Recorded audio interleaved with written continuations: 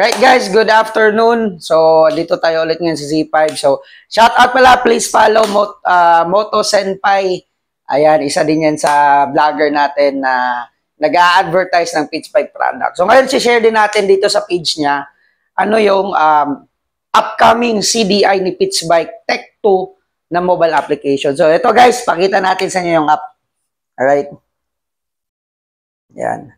So guys, ito pa lang yung magiging app natin sa Tech 2 CDI. So, ito yung laman. Meron tayong speed gauge and RPM gauge.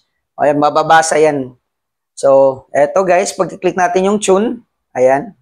Ito yung magiging tune nyo. From 300 RPM to 12,000. So, pwede nyo yung i-edit. Of course, meron din tayong speed sensor or GPS reading na yan. Ganyan po ka-updated. At the same time, one of the features that we have is ito, motorsport. Ayan. So, meron tayong launch control. So, check nyo yung post ko, Brainardly. Meron po dong video na pinost namin for launch control. So, gamit naman nun is Tech 2's ECU. So, eto guys, meron ding flash shift. So, dito guys, also we have the another features na nasa Tech 2 CDI natin is itong configuration. Bakit? Kasi guys, ito ay universal. Okay? So, pwede ito sa ibang motor. Na-test na to ni Sir Grismong. Shout out pala kay Grismong, Sir Tax. Ayan. At saka kay Sir Goku Ortiz. Yan yung mga heads or mga katulong natin binuo itong Tech 2 CDI. So, ito guys, merong crank offset. Kaya may crank offset kasi again, it is universal. Na-test na namin to sa Mio Sporty, sa Raider Carb, sa Sniper, and also sa 2-stroke. Ayan, na-test na yan ni Sir Grismong. So, ayan, dito tayo mag-edit ng max rev or RPM limit. So, degree, letter degree sa ignition. Alright. And of course, meron siyang data. Ayan yung data la guys.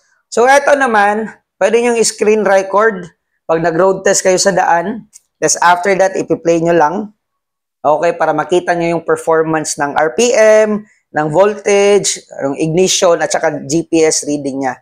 Ayan, makikita yan. And of course, ito sa pinakamaganda, meron tayong open and save. So, pag tayo, may natono na kayong CDI, pagpalagay natin, nakatono sa 62mm or 57, ito, pwede nyo yung i-save. Pag na-save nyo yan, lagyan na lang ng file name, 62 or 57, or pangalan nyo. And in case mayroon kayong ibang motor na naka-Tech 2 CDI din, pwede nyo gawing base to. So, transfer nyo lang yung file. So, isa to sa pinaka-friendly user and also, of course, very affordable. So, hopefully, we will be releasing this by December. Ayan po, so wala pa kaming price but one thing is for sure, it's gonna be very affordable guys. So abang-abang lang kayo, abang-abang kay Moto Senpai, of course Brainardly, Grismong, and SGKRT, and shoutout na din kay BJ Moto. So ayan yung mga legit natin na nag-a-advertise ng mga Pitch Bike product natin. So again, thank you so much, shoutout Pitch Bike Philippines, Pitch Bike Asia, thank you so much.